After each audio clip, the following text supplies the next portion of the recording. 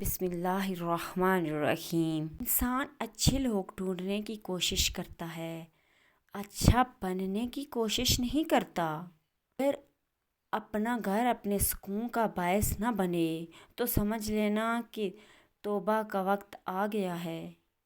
گناہگار کی عاجزی عبادت گزار کے غرور سے بہتر واحد اللہ کی محبت ہے جو ہر مطلب سے پاک ہے۔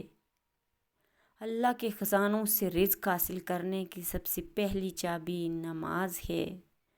توبہ بہت آسان ہے مگر اس کی توفیق ملنا بہت مشکل ہے۔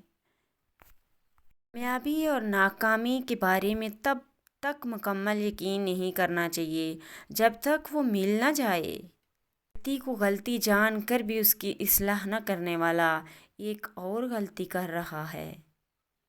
اگر آپ دوسروں کو خوش کرنا چاہتے ہیں تو آپ کو خود کے بارے میں بھول جانا ہوگا۔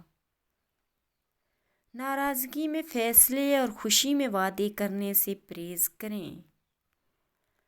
تباہ شدہ لوگ خطرناک ہوتے ہیں، وہ جانتے ہیں کہ وہ زندہ رہ سکتے ہیں۔ تنہائی میں کیے گئے گناہوں کے انجام سے ڈرو کیونکہ ان گناہوں کا گواہ خود اللہ ہوتا ہے۔ پیسہ انسان کے کپڑے بدل سکتا ہے لیکن انسان کی اوقات نہیں۔ آج کا انسان اپنے دکھ سے نہیں بلکہ دوسروں کے سکھ سے دکھی ہوتا ہے۔